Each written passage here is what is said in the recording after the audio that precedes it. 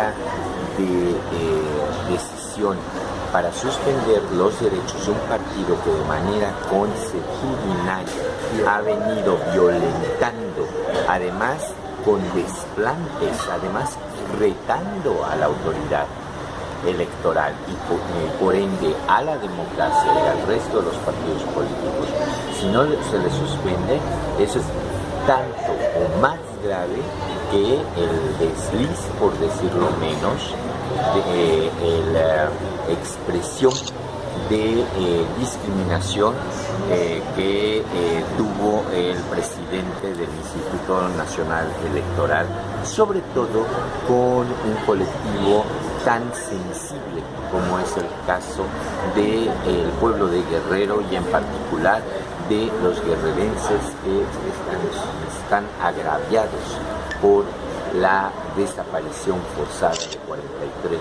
de los miembros de su colectivo, de su comunidad. Bueno, ¿hay autoridad moral asociado de un presidente consejero cuando se denotan ese tipo de actitudes?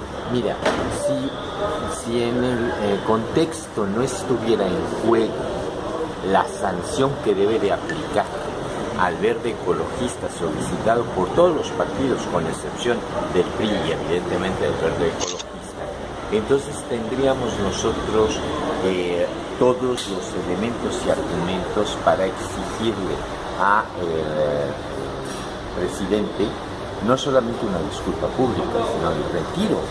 Es lo correcto, es lo éticamente correcto, toda vez que él es quien preside un consejo que debe de expresar respeto y tolerancia a todos los mexicanos, sin distingo de origen, etnia, sexo, religión.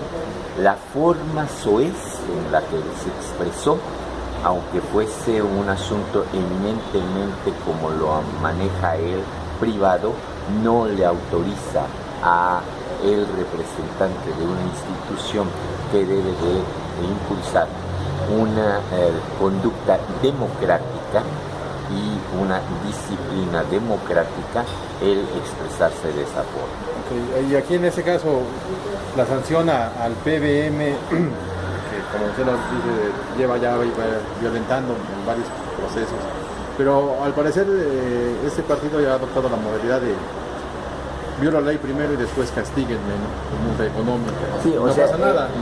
La regla de prefiero pedir perdón que pedir Así permiso es inaceptable en el caso del proceso electoral. A ver, vayamos al fondo del asunto. O sea, el verde ecologista considera a los ciudadanos meros espectadores, meros consumidores de productos mediáticos y considera a la democracia una mercancía. Tan es así que si nos ponemos a ver, no hay candidatos con rostro, son candidatos de membrete, es decir, lo que están promocionando es una empresa política que le ha rendido pingües beneficios a una familia que se ha beneficiado del quehacer político desde hace muchos años.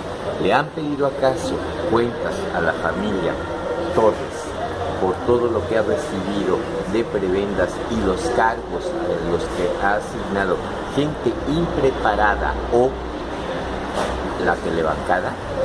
O sea, la prueba contundente de que esta es una empresa política es precisamente eso, que las curules se han ofertado al mejor postor y el mejor postor ha sido la telebancada, el duopolio mediático, que es a su vez el que se beneficia con este tipo de campañas publicitarias de mercadotécnicas que nada abonan al proceso electoral. Precisamente esta mañana, en este marco de reunión con mujeres líderes de Red de Mujeres, una gran diferencia, por ejemplo, con el PBM, ¿no? Con Morena, que se reúne con las bases.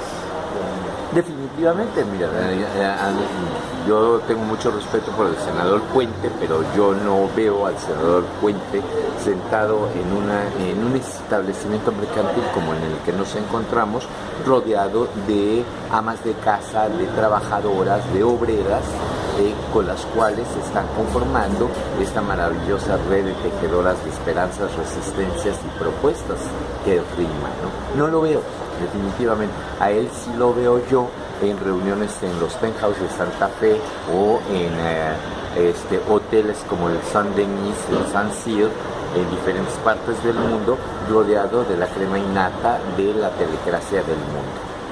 Así es. Ok, gracias. De nada.